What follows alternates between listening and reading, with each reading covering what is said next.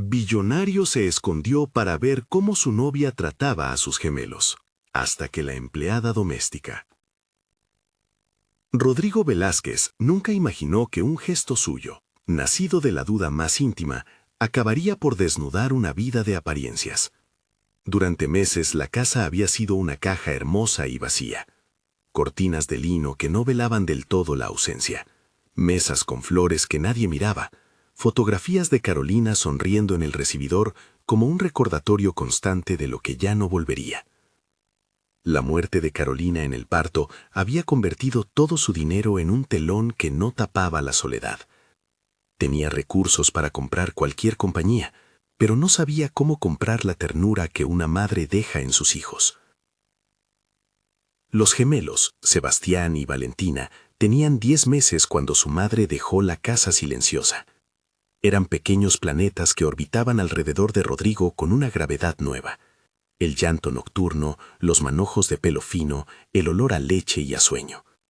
Rodrigo aprendió a hacer biberones, a mecer con la manta favorita de Carolina, a escuchar la misma canción de cuna que ella le tarareaba en una grabación que dejó en su teléfono. Aprendió a ser padre por instinto y por error, con la torpeza de quien nunca tuvo práctica y la devoción de quien no tiene alternativa.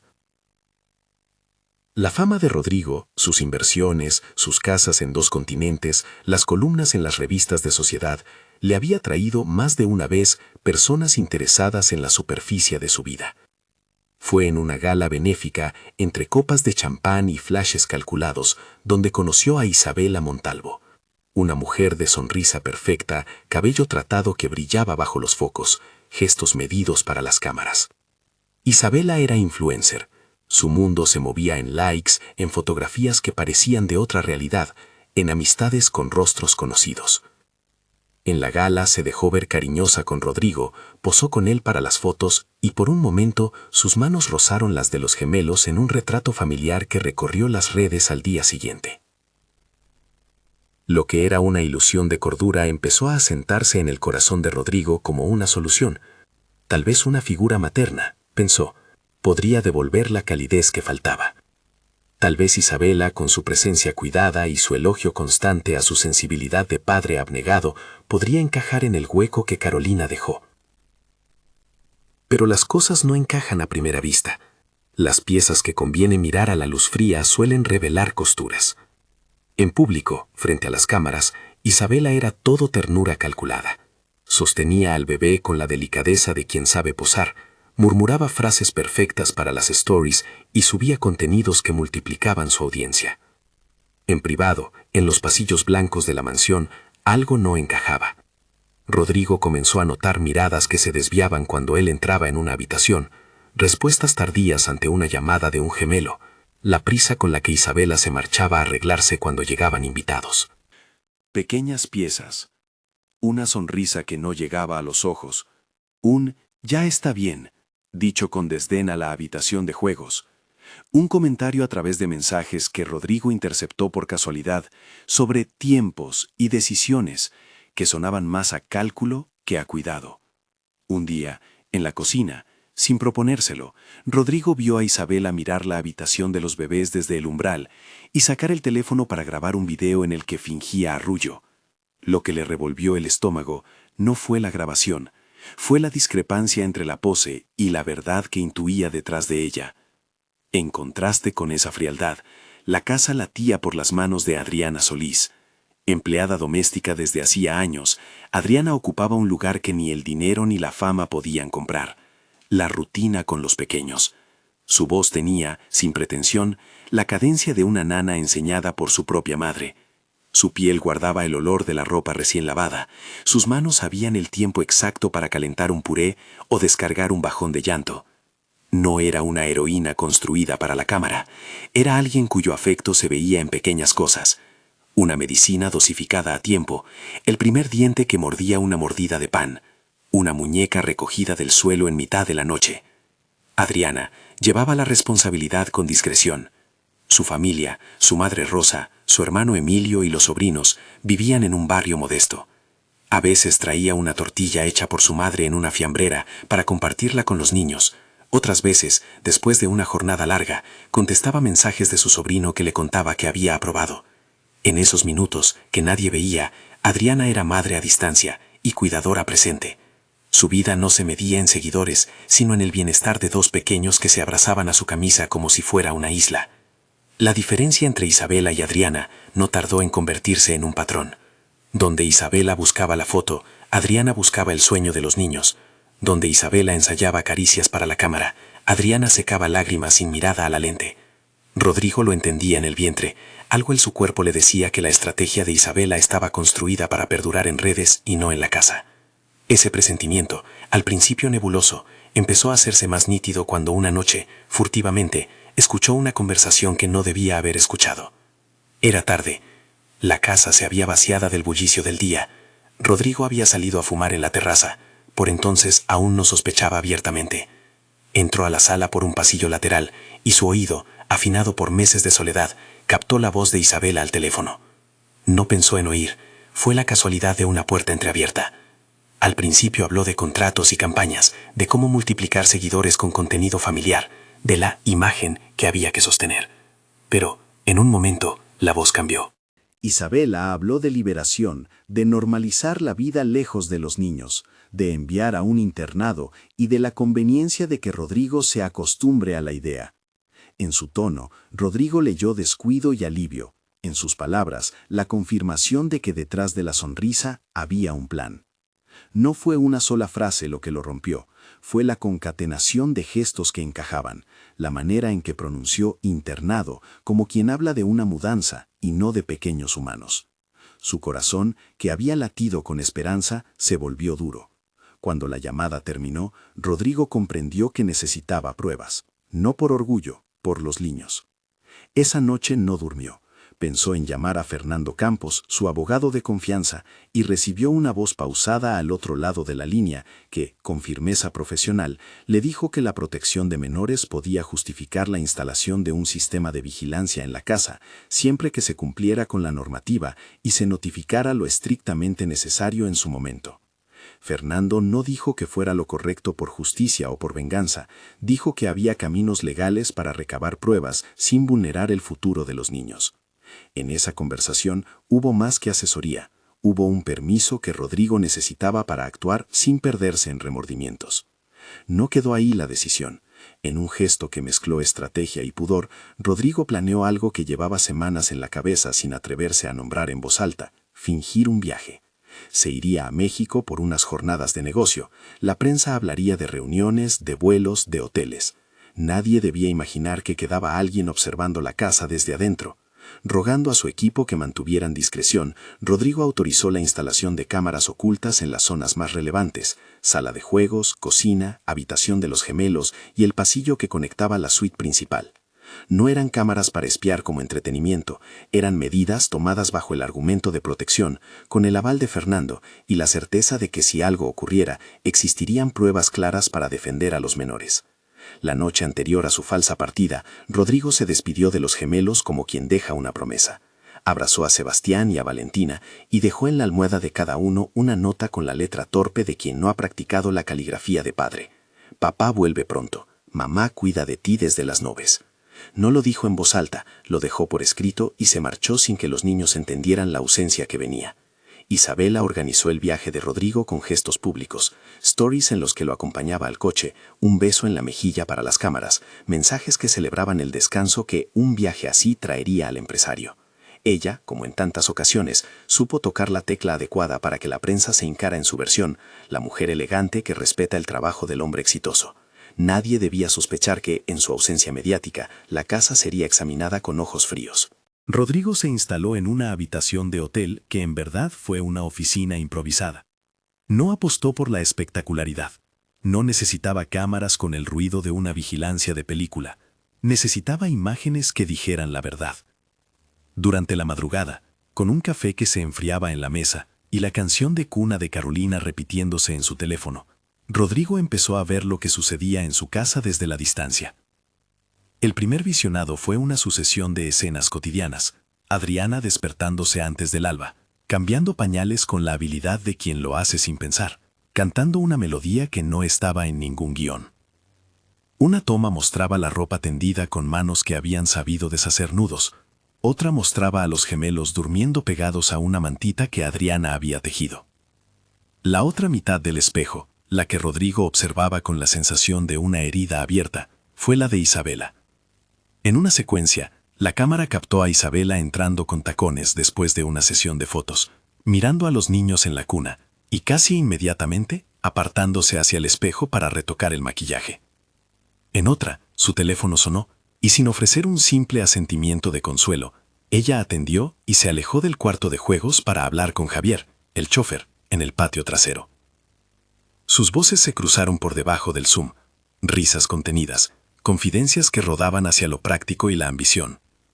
Rodrigo apretó la mano contra la mesa mientras la pantalla mostraba mensajes cruzados entre Isabela y terceros, cifras que parecían fechas, propuestas que olían a reparto de bienes, y un «cuando se acostumbre», que heló aún más su sangre. Había algo más en las imágenes, momentos de descuido que, por su forma, parecían negligencia antes que malicia deliberada. Los gemelos lloraban, y la cámara mostraba a Isabela acomodándolos apenas un instante, como quien cede el espacio del cuidado más profundo a otra mano. No eran golpes ni gritos, eran silencios, vacíos, la indiferencia que se transmite como un halo.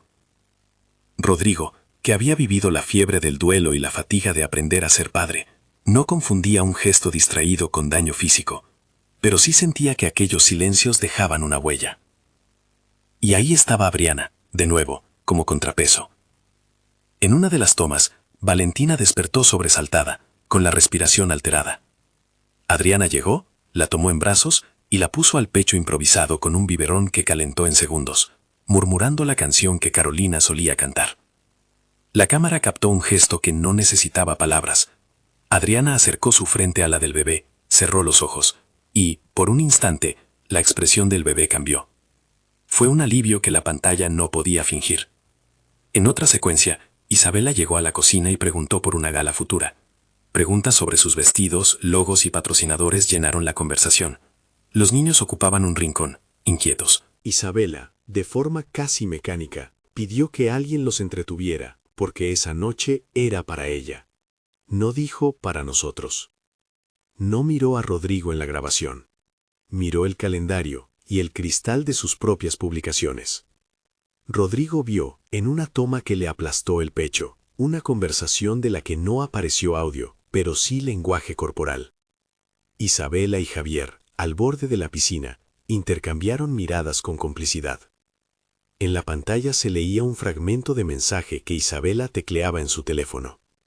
Cuando sea el momento, nadie se enterará. La frase quedó flotando como una amenaza. Rodrigo sintió que todo lo que había asumido como posible compañía se convertía en un riesgo para sus hijos. Pero incluso en medio de esa traición silenciosa, la cámara mostró también a Adriana enfrentando la amenaza con un signo humilde: miedo a perder su trabajo. En una escena privada, Adriana guardó el móvil en el bolsillo con manos temblorosas cuando oyó pasos acercarse. No fue gesto de complicidad hacia la conspiración, fue un acto de supervivencia. Su mirada fue de preocupación, no de estrategia. Rodrigo lo vio, y por primera vez una mezcla de culpa y gratitud le recorrió la garganta. Ella no hablaba de reputación ni de contratos, solo se ocupaba de calmar a los niños y de no fallar. Los días siguientes, el patrón se repitió en la pantalla. Durante la mañana, Isabela asistía a compromisos sociales y dejaba que la casa se encargara de sí misma. Por la tarde, regresaba a preparar contenidos para el público y a acariciar a los niños para la cámara. Había en su comportamiento una constante priorización de la imagen sobre la convivencia. Rodrigo sentía que no podía dejar que eso continuara sin tomar cartas en el asunto. Pero tampoco quiso actuar sin pruebas sólidas. Había aprendido, a fuerza de dolor, que la verdad necesita documentos cuando se trata de proteger a menores. En uno de los vídeos, sin embargo, apareció algo que no esperaba. Una conversación grabada accidentalmente en el salón, donde Isabela, ya maquillada y ajustando su peinado, habló en voz baja con Javier sobre acelerar ciertos procesos para que las decisiones fueran inminentes. Su voz no tenía odio explícito, tenía cálculo. Rodrigo dejó el video en pausa y apoyó la frente en la ventana de la habitación del hotel. Afuera la ciudad seguía con su ritmo, gente que entraba y salía de restaurantes, coches que pasaban, su mundo real, ese que él había construido con un esfuerzo implacable. Adentro, en la pantalla, un plan se estaba tejiendo, y sus hijos parecían ser variables en una ecuación que él no quería resolver con la ausencia. En la madrugada en que el frío era más nítido, Rodrigo volvió a ver una secuencia que lo dejó sin aire. Isabela apareció en el pasillo, sus tacones resonando, y se detuvo a mirar a la cámara como si supiera de su presencia. Había una suerte de desdén en sus ojos, una indiferencia calculada dirigida hacia los niños que ahora eran objetos para su beneficio. No hubo violencia física, pero sí palabras. Una frase arrojada con desprecio. Estos niños nos limitan. Que en la pantalla sonó como una sentencia. Rodrigo entendió que su temor no era paranoia. Aquello que él había sentido en el estómago tenía forma en la imagen. Abandono, planificación. Un horizonte en el que los gemelos no ocupaban el lugar del cariño, sino el de la incomodidad. Y, mientras todo esto se encadenaba en su pantalla, Adriana seguía cumpliendo con lo esencial. Las siestas controladas, el puré de calabaza que a Sebastián le encantaba, los juegos para enseñar a sujetar la cucharita. En una escena, Adriana sentó a los dos gemelos en el suelo y comenzó a narrarles una historia de una madre que voló con las estrellas. No era una fábula grandilocuente, era un pequeño cuento con la voz cansada, pero llena de amor. Rodrigo la vio, y en su pecho se formó una determinación que no fue rabia, sino una línea recta hacia proteger aquello que merecía protección. Sin embargo, la noche anterior a la confrontación planeada por su abogado, apareció otra imagen que obligó a Rodrigo a contenerse. En la cocina, grabada por la cámara angulada desde el techo, Isabela abrió un cajón donde guardaba documentos y sacó un sobre con membrete de un notario. Rodrigo acercó el zoom y pudo leer, con el temblor que le corría por los dedos, una firma parcial, disposiciones que parecían anticipar un cambio sustancial en la tutela en caso de su supuesta ausencia prolongada. No era prueba de delito, era la sospecha del fraude en ciernes. Fernando le había avisado que cualquier maniobra debía ser manejada por pasos para evitar provocar daños irreparables a los niños, pero también le había urgido a recopilar todo lo posible antes de actuar. Rodrigo entendía que estaba caminando por una frontera, defender a sus hijos sin convertir la casa en un escenario de escándalo. Entre visionado y visionado, Rodrigo mantuvo el control de sus emociones con la disciplina de quien se ha visto forzado a sostenerse solo. Llamó a Fernando y, con precisión, compartió fragmentos que no dejaban duda de la instrumentalización por parte de Isabela. Fernando, con la voz templada, le propuso un plan: documentar, asegurar custodias interinas si fuera necesario y, sobre todo, preparar la confrontación cuando el momento fuera irreversible. Pero antes de que se pudiera ejecutar cualquier plan legal, Rodrigo sentía que necesitaba algo más íntimo, comprobar hasta qué punto Adriana estaba implicada, si había sido cómplice o si su silencio había sido un acto de miedo. Fue entonces cuando la cámara, en una toma que parecía destinada a mostrar la banalidad de un día, ofreció una imagen que Rodrigo no había querido imaginar. Adriana, sentada en el porche, con la cabeza entre las manos, sollozando en silencio. Se veía su miedo a perder el empleo, se veía la precariedad de su vida y la conciencia de estar atrapada entre el deber y el riesgo. No fue un grito, ni una confesión. Fue el ruido húmedo y contenido de alguien que, sin otra variante, había puesto todo su amor en manos de un patrón que ahora dudaba. Rodrigo se vio en ese llanto, como si la imagen le devolviera la idea de que la culpa no solo era de la otra. Había fallos, omisiones, silencios compartidos por todos. Esa secuencia cerró la noche con un golpe de realidad. No se trataba solo de desenmascarar a alguien, sino de tender un puente para los que estaban a salvo de todo eso y que, sin embargo, eran las víctimas principales. Los gemelos, con sus manos diminutas, no merecían convertirse en un tablero de ajedrez. Adriana, con su miedo, no merecía ser expulsada sin alternativa. Isabela, con su ambición, merecía rendir cuentas, pero dentro de un proceso que no usurpara la dignidad de nadie. Rodrigo apagó la pantalla por un instante, dejó el teléfono sobre la mesa y cerró los ojos. Recordó a Carolina y la promesa que le había hecho la noche que aceptó la responsabilidad de 2 vidas. Protégelos, le había susurrado ella en una grabación antes de morir.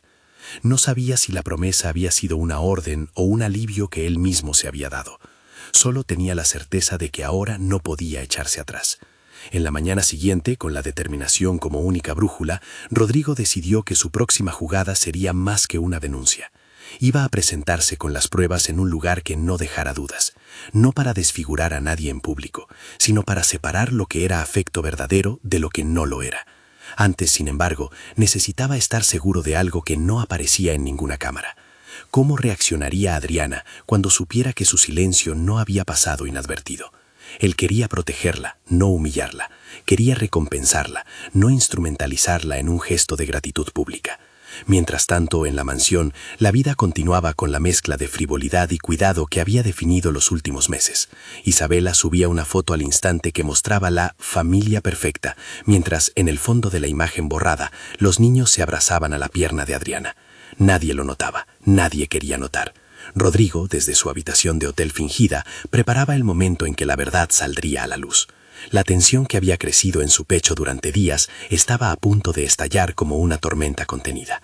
Y sin embargo, justo cuando el plan parecía redondo, una nueva pieza alteró el tablero. Un mensaje inesperado que apareció en el teléfono de Rodrigo, enviado desde el número de Javier.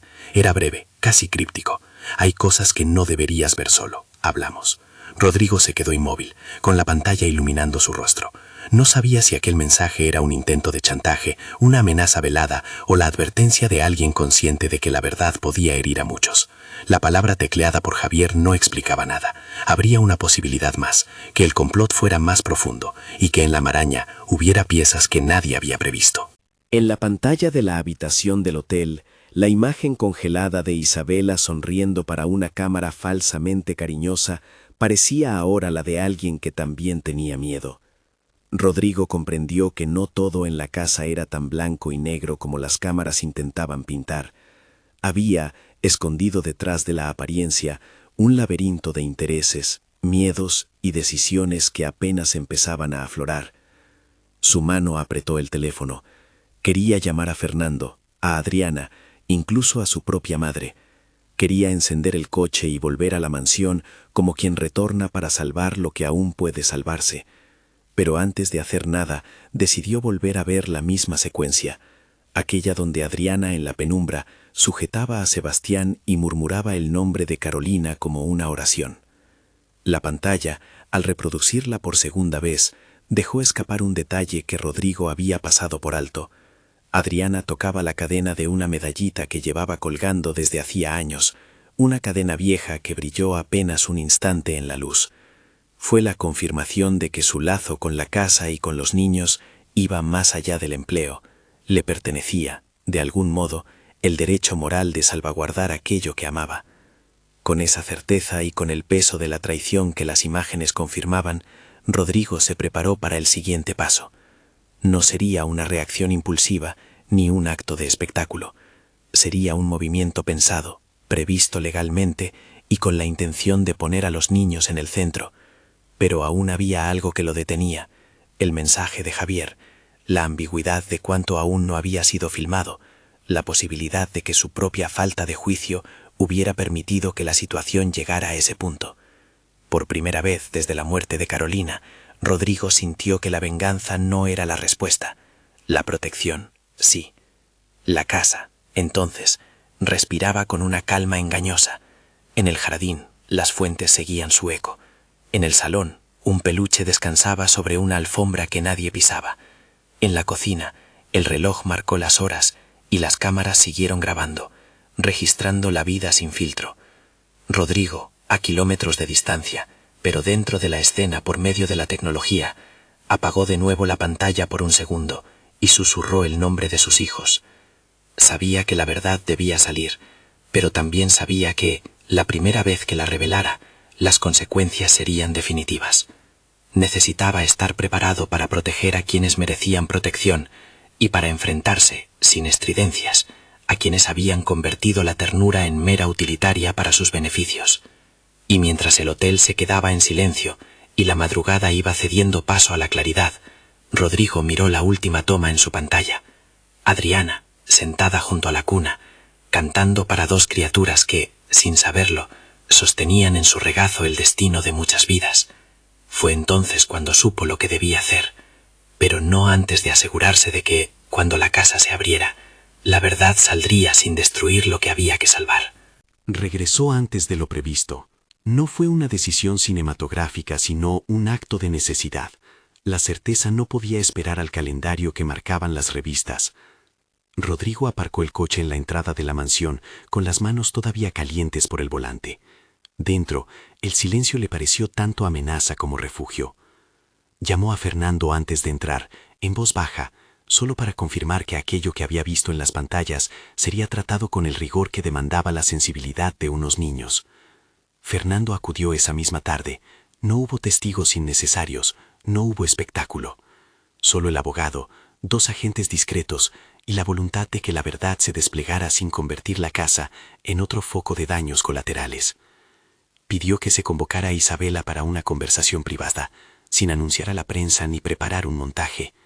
Ella aceptó con la confianza de quien no espera que su verdad pueda mirarse a sí misma. Le pareció natural que Rodrigo quisiera hablar en persona. Javier se quedó en el garaje, tenso, con los ojos huidizos que no sabían si mirar al dueño de la casa o a la puerta por la que escaparía la versión cómoda. Adriana siguió en su rutina, haciendo de comer una tarea práctica, metiendo cada cuchara en su sitio como si ordenar platos fuera ordenar un mundo.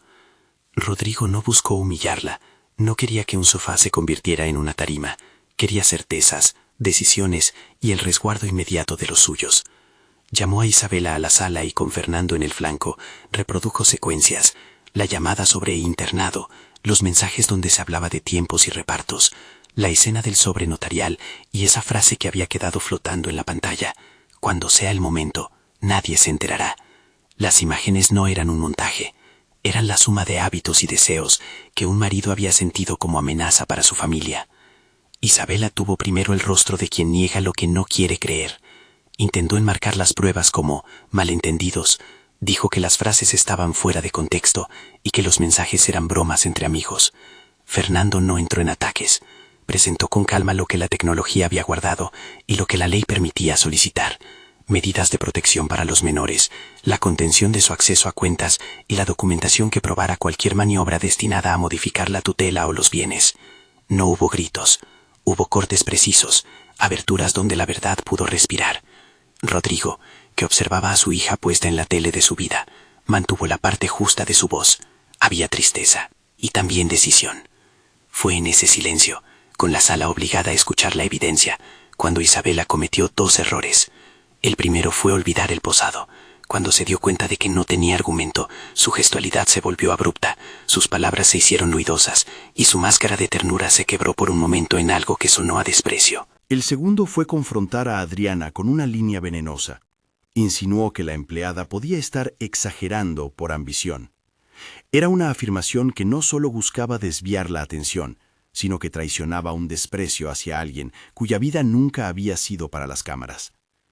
Adriana, que había acompañado a los niños hacia la habitación porque su presencia calmaba, se quedó a la puerta con la espalda pegada al marco y las manos en un gesto que Rodrigo reconoció como evidencia de miedo, no de culpa. No hubo violencia física, pero sí un intento de salvamento de la reputación que al chocar con las imágenes se desmoronó. Javier trató de intervenir para defenderla, tropezó con su propia voz. Los mensajes que Rodrigo había recopilado hablaban de repartos y fechas, y en la pantalla se leía con claridad un apunte de Javier que lo dejaba en una posición incómoda. Su complicidad no era solo sentimental, sino operativa. Fernando, con la serenidad de quien ha visto casos de todo tipo, explicó que había pasos que podían emprenderse para proteger a los niños en lo inmediato, y que la exposición pública quedaría circunscrita a lo estrictamente necesario.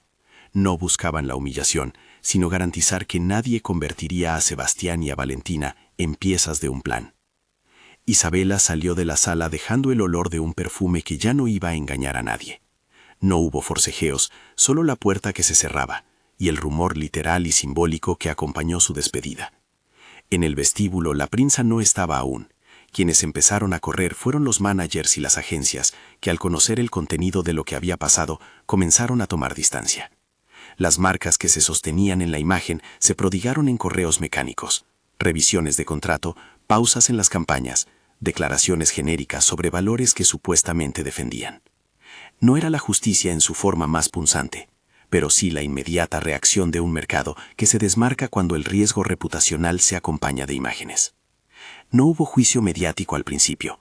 Rodrigo lo evitó por decisión propia. Su primera prioridad fue abrazar a sus hijos.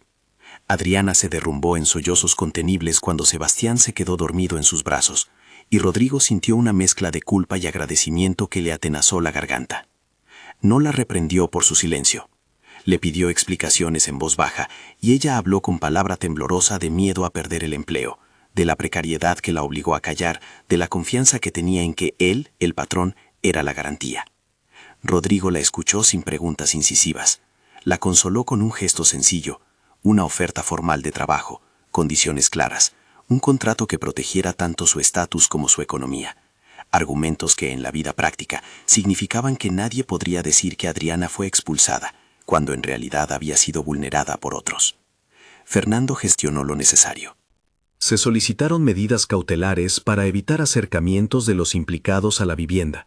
Se aseguró la cadena de custodia de las grabaciones y se preparó un comunicado, medido y sobrio, para explicar lo ocurrido sin explotar el nombre de los niños.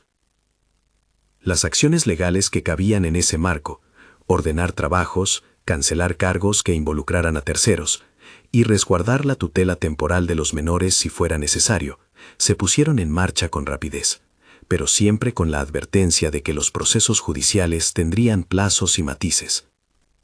En paralelo, la casa se reorganizó, seguridad reforzada, accesos documentados, rutinas ajustadas para devolver a Sebastián y Valentina una vida lo más normal posible.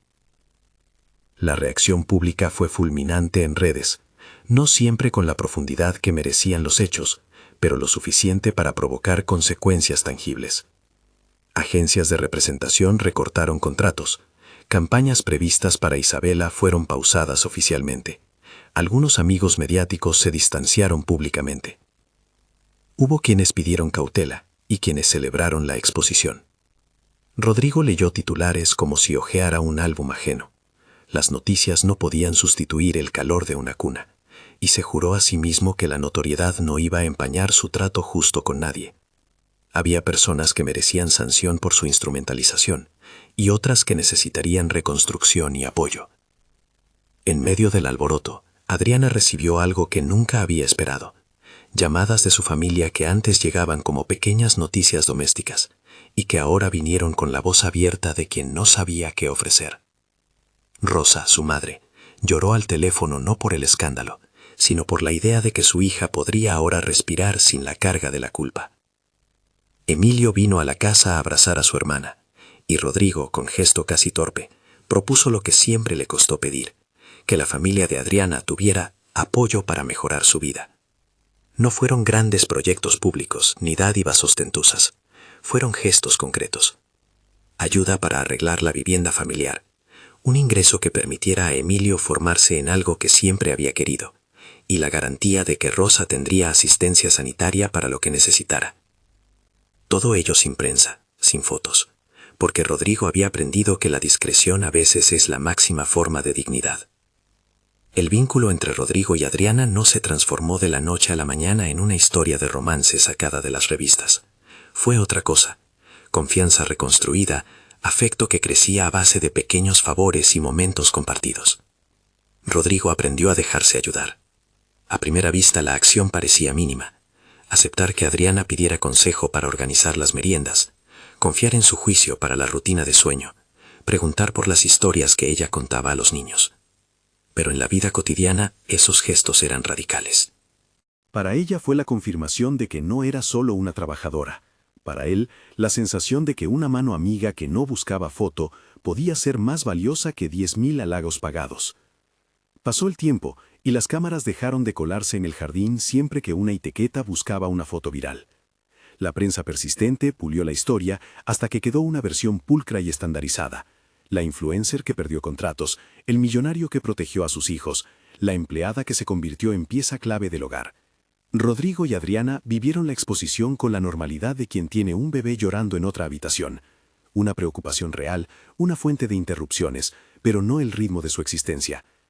Las sanciones para Isabela fueron en su mayoría profesionales: contratos rescindidos, cancelaciones de colaboraciones y el desgaste inevitable de una reputación que había basado mucho en la perfección escenificada.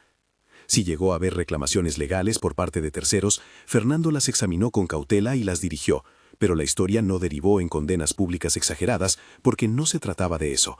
Se trataba de blindar a 2 niños y reparar el daño moral y afectivo causado por la instrumentalización. Mientras tanto, Rodrigo trabajó en convertir la casa en un refugio de cuidado. Reformó horarios, ajustó plantillas, propuso una mesa fiscal que diera estabilidad a Adriana y garantizó que su salario fuera el equivalente a un reconocimiento digno. Seguro, vacaciones, contribuciones, cosas que señalaban que no había lugar para la precariedad donde se necesitaba entrega. Le ofreció además una participación en decisiones cotidianas que antes eran unilateralmente suyas: qué alimentos comprar, qué actividades proponer a los gemelos, quién debía entrar en sus rutinas.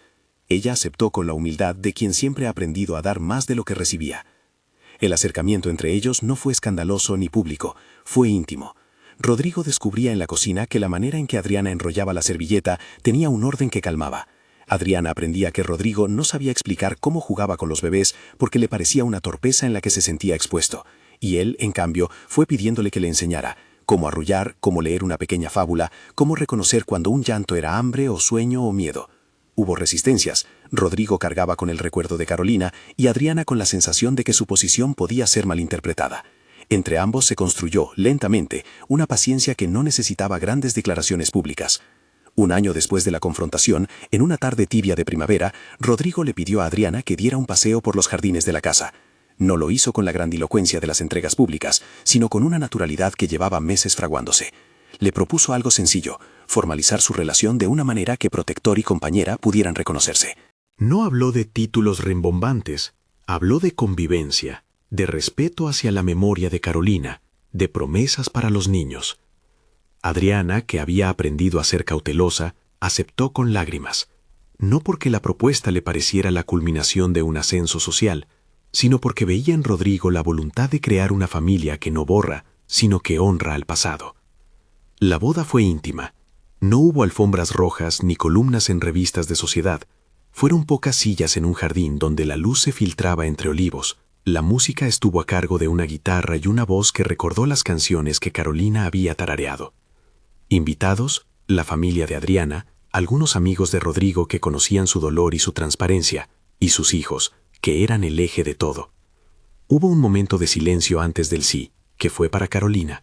Una pequeña caja con una fotografía, una nota que Rodrigo colocó en la mesa de honor, no como tributo que display, sino como reconocimiento constante de que el amor anterior no se reemplaza, se integra. Las promesas que hicieron fueron más prácticas que líricas: cuidarnos, proteger a los niños, reír en los días difíciles. La exposición pública volvió a ser discreta. Algunos medios reseñaron la boda como un paso emocionalmente inteligente de una familia reconstruida, otros ni lo mencionaron. Rodrigo no buscó titulares, pero la ceremonia selló algo. La presencia de Adriana en la vida de los niños dejó de ser solo laboral, para ser un pilar de afecto que tenía, además, legitimidad social. Con el tiempo, la familia se amplió.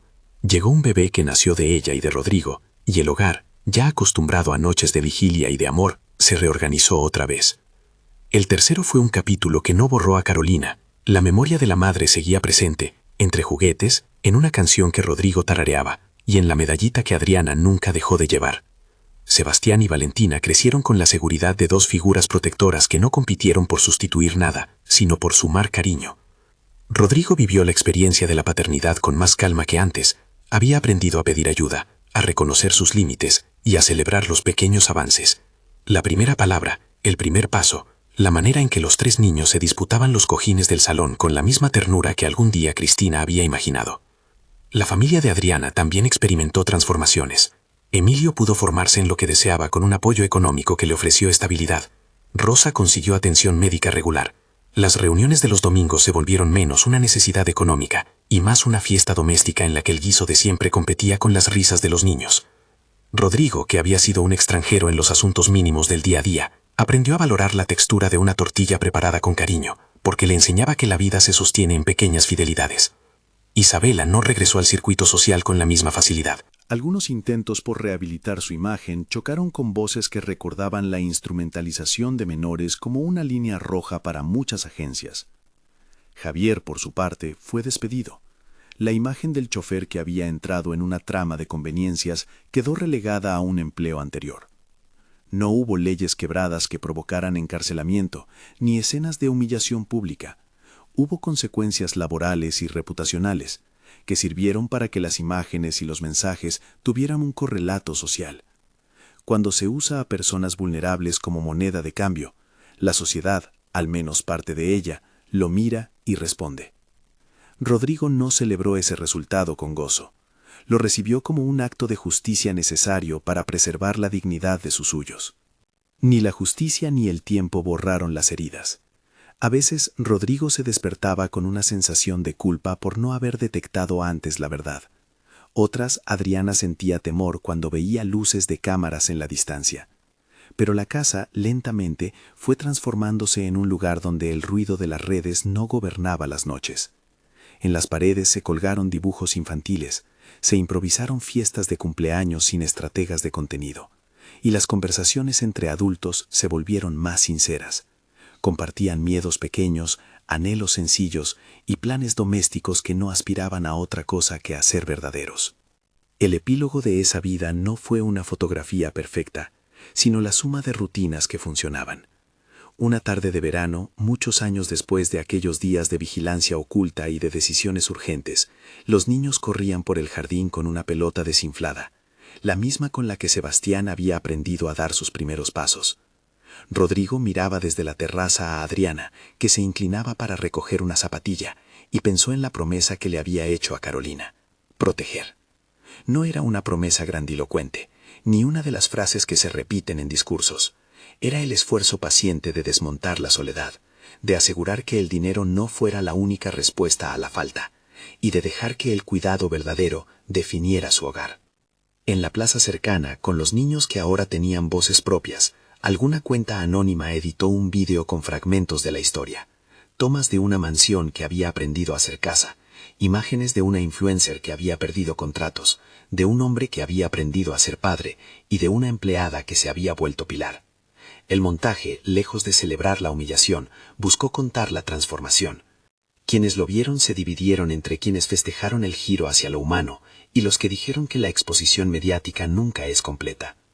Rodrigo pensó en ello con el cansancio de quien ha vivido una batalla íntima en la intemperie pública, y supo que la verdad había sido necesaria, aunque las cicatrices siguieran siendo suyas.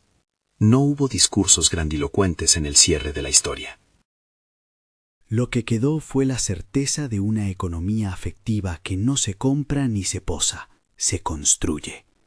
Rodrigo aprendió que su fortuna no sustituye la ternura, y Adriana confirmó que su amor por esos niños no era un papel que interpretaba, sino una forma de vida que merecía respeto y reconocimiento.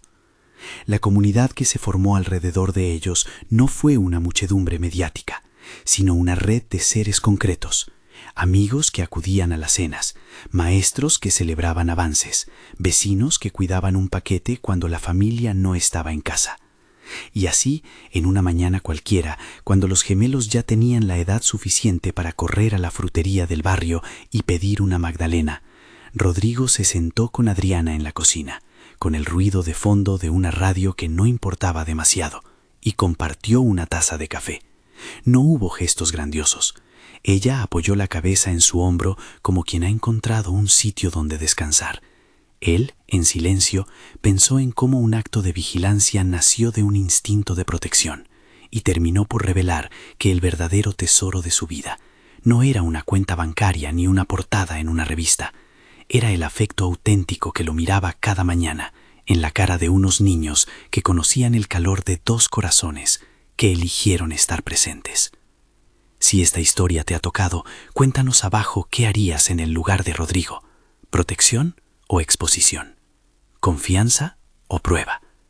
Comparte tu opinión y sigue para más relatos donde lo cotidiano choca con lo inesperado.